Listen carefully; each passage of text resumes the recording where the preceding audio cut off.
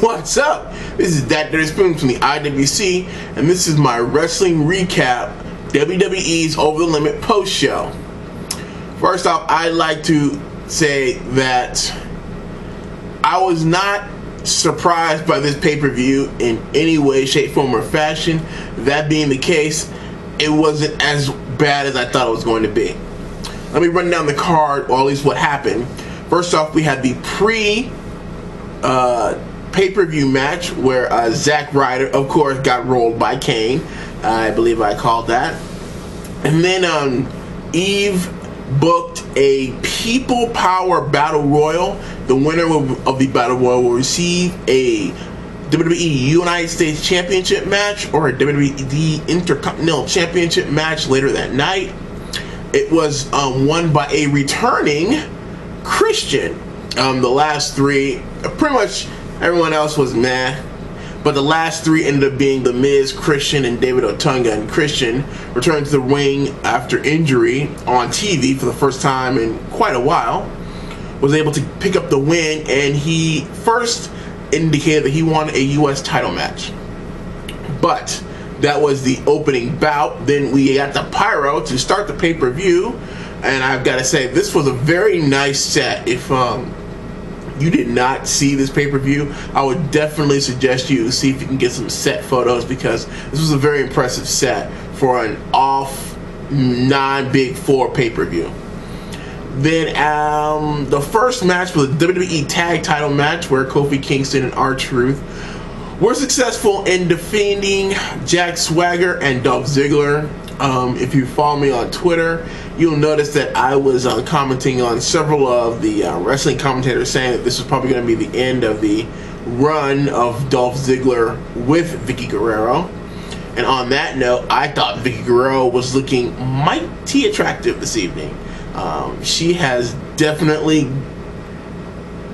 made her body fit a tight-fitting dress much better in the past couple of years.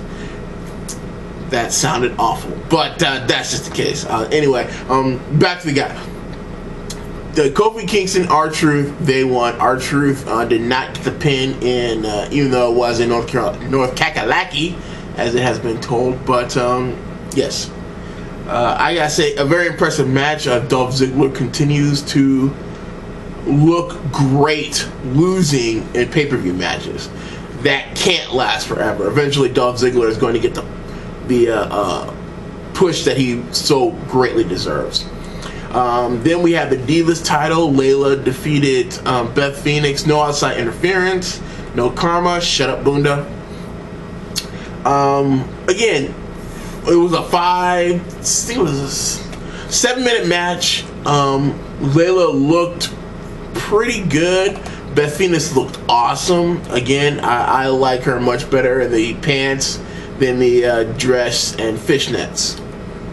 Well, depending on what she's doing. And I digress. Anyway, that was a very good Divas title match, and I don't say that often about the ladies. And then we roll into the World Heavyweight Championship match.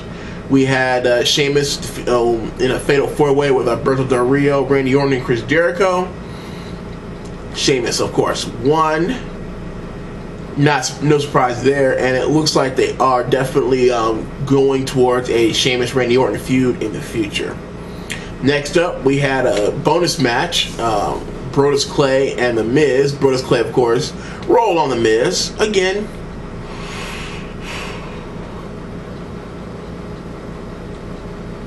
see, it's really hard for me to say if Brodus Clay's matches were good or bad, because I like Brodus Clay. I like the gimmick, I like the dancing, I like the jiggling.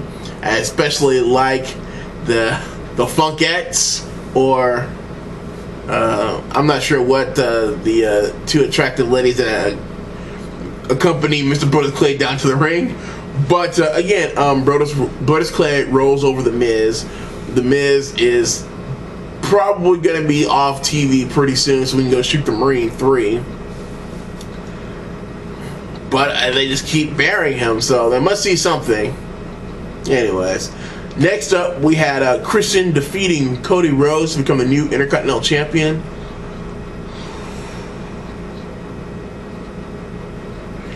I liked the match, but I thought it could have used more time. I really was hoping it would have gotten at least 20 minutes.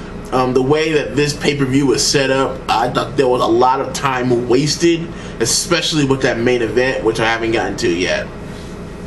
Anyway, Christian and Cody Rhodes, they got 7 minutes, and they did the best of it. And again, I thought this was a great way for WWE to reintroduce Christian to their television audience. He won a People Power Battle Royal and the IC title off of Mr. Cody Rhodes. Now Cody Rhodes can go up there and face some of those main eventers. Next up, after that, we had the match of the night. 23 minutes of wrestling at its highest level. Daniel Bryan Danielson, in a losing effort, lost to CM Punk, who was able to retain his WWE Championship match. I cannot say enough. This was probably one of the best matches I've seen this year. Definitely Daniel Bryan was different than Y2J Chris Jericho. But CM Punk, he just brings it every opportunity he's given. When he's given time and the attention, he's just involved in some of the best matches, and this was no exception. There was submissions and near falls, there was high spots, there was grappling, there was everything in this particular match, and I gotta say, I'm really looking forward to the rematch at No Way Out in 4 weeks. You know it's gonna be a rematch. Then we had the Buffer Squash match, Ryback versus Camacho with Hunico. Personally, I was entertained. Ryback is an interesting character, that is for sure. I'm really interested to see where this is going. Ryback could probably squash Scrubs all day, but I want to see if this is going to move Ryback a little higher on the card. Again, beating Hunico and Camacho, I don't see that happening anytime soon, but they're going to have 3-hour Raw, so they got to fill that with superstars somehow. And then last up, begrudgingly, the train wreck of a main event. John Laurinaitis, of course, defeated John Cena with the help of the Big Show. If you did not see this coming, then you really need to pay attention to wrestling for the past 20 years. And this was a really good pay-per-view, borderline 5 stars, until I saw they wasted so much time with the stupid main event. Golly, they could have cut this down from 17 minutes to 5 minutes and given that time to Christian and Cody Rhodes. Let them have a near 20-minute match so they could do something with it. Instead, you had John Cena pouring water down John Laurinaitis' pants and throwing garbage on him and doing ring bells and all this other stupid stuff. I just wondering,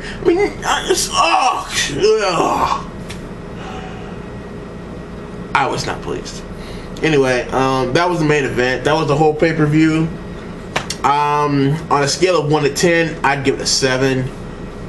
6.5, 7 at the most. It's a lot of a pay-per-view is those closing segments, those last 2 matches, and you had a match of the year candidate, a squash match, and then that train wreck of a rat match. That could have been done on a 3-hour Raw. Anyway, that's all I got for this. I'm looking forward to what's going to happen on Raw tomorrow. Again, I'm expecting John Laurinaitis to have his big announcement that Raw will be moving to a full 3-hour show permanently on July 23rd, 2012. Also, they're gearing up for their 1000th episode, which I personally have a fear that will be their last good episode, because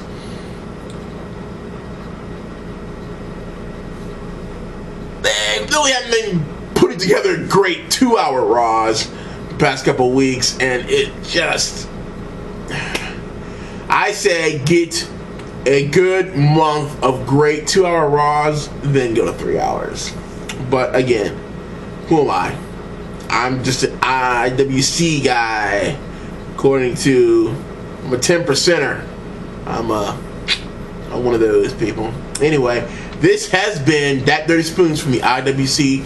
If you like this video, please feel free to rate, comment, and subscribe to my channel. I do a lot more. I'll be doing a lot more videos like this now that my life's a little bit less complicated. But yes, this has been That Dirty Spoons from the IWC, signing off.